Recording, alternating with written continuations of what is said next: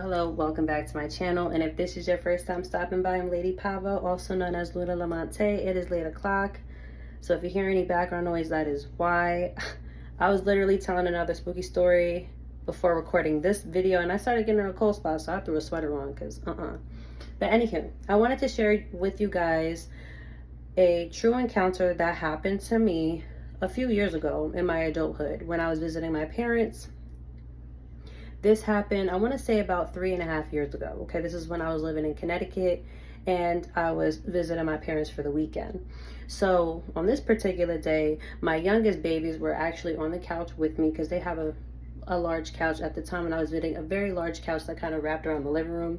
So my youngest babies were sleeping with me on the couch, and my other babies were in the room with their cousins, and everybody was on the top floor. Okay, the downstairs area, no one was there, okay, at the time when I was visiting. So everybody went to bed.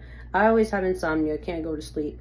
So I put on the TV very, very low at that because my mother is a light sleeper, and I'm watching White Man Can't Jump. I believe that's what the movie's called. It was my first time watching it. Don't hammer at me about it, okay? I didn't see the movie at the time. My first time watching it or whatever. So they have the cable box where you can rewind and everything. So I rewind it to the very beginning, and I'm watching White Man Can Jump. It's like 3 o'clock in the morning. All right. So while I'm watching this movie, mind you, it's no storm or nothing. This is in Dutchess County, New York. It's a beautiful day out, like a beautiful night. None abnormals going on where any type of service glitch would be appropriate, right? So I'm sitting here watching the show, and I remember the TV literally went static, but the cable box was totally normal. And I remember the television kept flickering. So the way I am, because I'm kind of, at this point, I'm being kind of numb to, these spooky occurrences. This is why I have a whole playlist on my channel, because I've been experiencing this stuff growing up. So anyway, the first thing I do is, let me just turn off this TV, turn it back on. And that's the basic troubleshooting I basically did. So I turned off the TV, turned it back on, kept watching the movie and minding my business. Now, mind you, the way that this living room is set up, it's a very open living room. So you can see the stairwell from where you're sitting. You can see, the banister and everything. If anybody is going up and down the stairs, you can see them, right? So I hear footsteps coming from the middle of the hallway, leading down to the downstairs area near the front door, and then I hear the door downstairs in the bathroom swing open with a bang. Someone go into the bathroom. I literally hear someone literally peeing in the toilet, flushing the toilet, running the sink, washing their hands, and then slamming the door closed. And mind you, nobody is up. It's just me by myself watching White Man Can't Jump. My babies are sleeping. My parents are sleeping. My nieces and nephews are sleeping. There is nobody up. Now, I'm waiting to hear somebody come back up the stairs, and I did not. But while the movie was kind of towards the ending, the movie was wrapping up, I started dozing off, and I remember hearing the toilet flush again. But this time when the toilet flushed, I didn't hear the door swing open. So anyway, my father always wakes up around like 5 o'clock to go to work. So he was going to work. He was working some overtime. And I remember when he woke up, because I'm a light sleeper, I asked my dad, "Hey, Dad, did you wake up at all?" and, you know, use the bathroom or go downstairs or anything like that? My dad was like, no, everybody's been sleeping. And he was like, I would have heard the cameras go off or something if somebody went downstairs. Nobody went downstairs. And I told him, I heard somebody walk down that hallway, walk down the stairs, swing that downstairs bathroom open, went into the bathroom, peed, flushed the toilet. I heard the sink turn on as if the person's washing their hand, and closed the bathroom door. I didn't hear the door open back up, but then about an hour or so later, I heard the toilet flush again. And he's like, that's weird. Nobody has ever experienced that before. And I was like, yeah. But that really happened. I literally heard that. I don't know what you call that, but that's something that happened. Now, while I'm thinking about this and replaying this and actually talking about it, because I haven't explained this situation since that time that it happened to my father, because, you know, I'm tired of sounding crazy to people. But now I'm thinking it could have been a mimicking spirit. And to play back on a memory that happened a few years prior to this, when I was 18, I remember when I was living in Yonkers, located in Westchester, New York. I was living on Van Cortlandt Park Avenue, all the way up at the top of Elm Street. I remember my older sister that I was living with at the time, her and my niece were out of town for the weekend. They were actually visiting another relative of ours who lives in Westchester, but who lives about 40 minutes away from where she lived. And I remember I was visiting my parents, and at the time, years ago, they lived in Beacon, New York.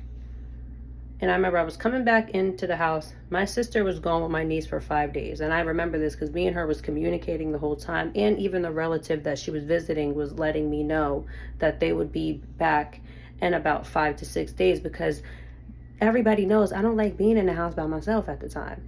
Okay? So I purposely, you know, worked extra shifts, so when I came home I was too tired to even realize I was home by myself. And then on the weekend when I didn't have to work, I visited my parents in Beacon. So anywho, it's Sunday. I'm coming in the morning time, and my neighbor down the hall, we were living in an apartment building, tells me, hey, is everything all right with your sister and your niece? And I'm like, what do you mean? And she's like, well, I kept hearing your sister's daughter screaming all night, all the way up until this morning, and your sister was blasting music. And I said, well, when did you hear this? And she was like, last night, and the night before, and the night before that. I said, so you heard the music this morning? She goes, yeah, about an hour ago. I said, but my sister's not home. She hasn't been home for 5 days.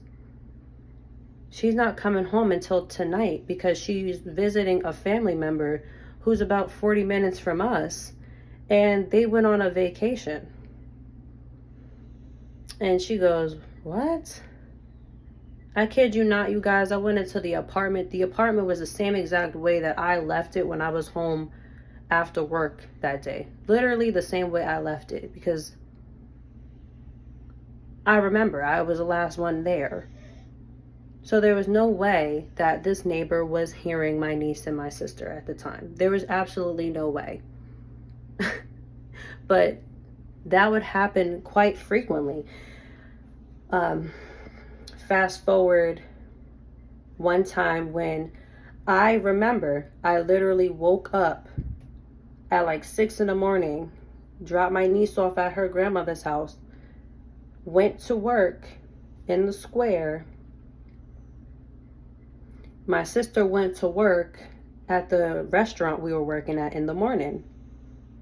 I come back to switch out of my outfit. I was working at Foot Action at the time. I come back to switch out of my Foot Action outfit and to switch into my outfit that I wore at this restaurant. And the same neighbor down the hallway goes, hey, your niece is screaming. She's keeping my son up. And your sister keeps blasting this loud music in the apartment. I'm knocking on the door. She's responding to me. I hear her saying, "Who is it?" Her turning down the volume in the apartment. And then I asked her to keep it down. She kept it down for a few minutes, and then they started up back again. And I said, "Ma'am, my niece is at her grandmother's house on the other side of Yonkers. My sister is at work. There is nobody who has keys to this apartment. There is nobody who is visiting this apartment besides my sister, myself, and her baby. There is no way that you're hearing anything in this apartment." And she goes, "No, I'm telling you, you guys." She's like, "I don't know if this building is haunted, you guys." She literally told me, "I don't know if this building is haunted. I don't know what is going on. But when y'all are not home, I hear y'all in this apartment as if you're in the apartment." Now, mind you, me and my sister wasn't even the type of person to blast music unless we was really like just in our own zone. So it wasn't really like us to blast music. But what the common theme that I remember this particular neighbor saying to us was that we would be blasting music and my niece would be crying. Anyway, I actually did some history on this particular building that we lived in. And I believe in the 80s, it was a hotel that burned down. I'm not sure if people actually died during that situation, but I remember being told that it was like where a lot of Italians lived at the time, years and years ago. I could be wrong. Please correct me if I'm wrong. But I remember that day I went inside and I researched Van Cortlandt Park Avenue, and the two buildings that we lived in, one of them burned down. I don't even think they rebuilt it, but the one that we were staying in was burned down as well. But they rebuilt apartments in that place where this hotel used to stay that burned down years ago in the 80s. So yeah, that building was haunted as hell, and there was some mimicking spirits. So now I'm thinking, was these 3 encounters mimicking spirits? I mean, I know for certain the encounter I had in Yonkers definitely was, but was the encounter at my parents' house in recent years a mimicking spirit? I don't know. Y'all let me know. Comment it down below if y'all had any type of incidents or occurrences or encounters with mimicking spirits or whatnot. Let me know if this belongs to a folklore or a legend in your area. Sharing is caring. Please like, share, subscribe, and comment. I look forward to connecting with you. We are divinely connected. Until next time, peace and stay safe in these spiritual streets and boulevards.